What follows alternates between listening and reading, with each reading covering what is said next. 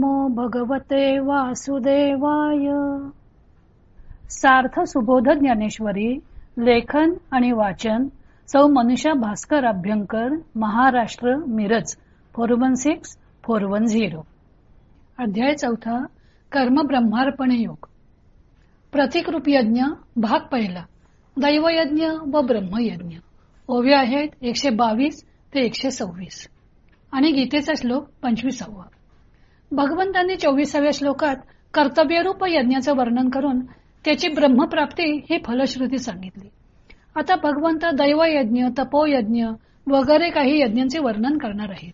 येथून पुढे वर्णन करण्यात येणारे यज्ञ हे कर्तव्य शब्दाचे पर्यायवाचक नसून या यज्ञांच्या सहाय्याने कर्मयोगाला आवश्यक असणाऱ्या शमदमादी गुणांची प्राप्ती करून घ्यायची. श्लोक 25.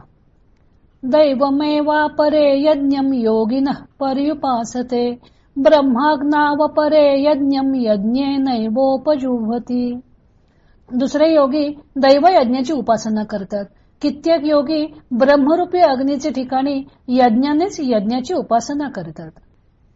आता अविवेक कुमारत्वा मुकले, जया विरक्तीचे पाणी ग्रहण झाले, मग उपासन जिही आणिले योगाग्नीचे.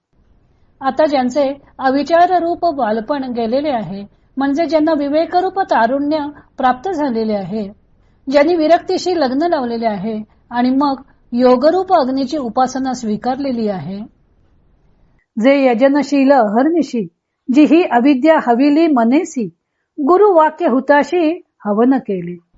जे रात्रंदिवस यज्ञ करण्यात गुंतलेले आहेत, ज्यांनी गुरुवाक्य रूपी अग्नीमध्ये मनासह अविद्येची आहुती देऊन हवन केलेले आहे, तीही योगाग्नी की यजिजे, तो देव यज्ञ म्हणिजे, जेणे आत्मसुख कामिजे पंडू कुमारा.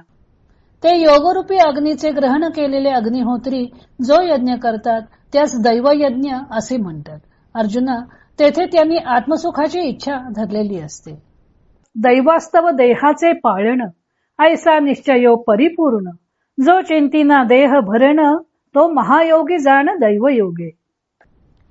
देहाची जोपासना प्रारब्ध वशात होत आहे असा ज्याचा पूर्ण विश्वास असतो, तो देहाच्या पोषणाविषयी मनात चिंता वाहत नाही. तो या दैवयज्ञ रूप योगाने महायोगी झालेला आहे असे समज. आता अवधारी सांगेना आणिक, जे ब्रह्माग्नी साग्निक, तया ते यज्ञेची यज्ञ देख उपासिजे. दुसरा प्रकार आता तुला सांगतो, ऐक. जे ब्रह्मरूप अग्नीचे अग्निहोत्री आहेत ते यज्ञाची यज्ञानेच उपासना करतात. येथून 25 ते 31 श्लोकांमध्ये विविध यज्ञ सांगितलेले आहेत. हे सर्व लाक्षणिक आहेत. विविध क्रियांवर यज्ञाची रूपके केलेली आहेत.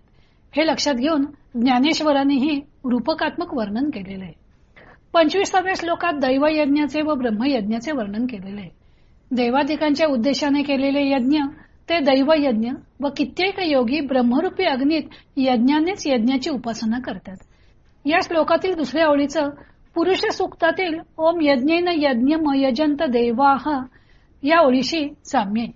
दैवयज्ञ म्हणजे देवतांना उद्देशून केलेला यज्ञ.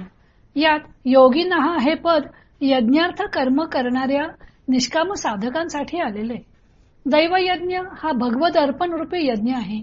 सर्व कृत्ये व पदार्थ आपल्यासाठी न मानता त्यांना केवळ भगवंतासाठीच मानणे हा भगवद अर्पण रूपी दैवयज्ञ आहे.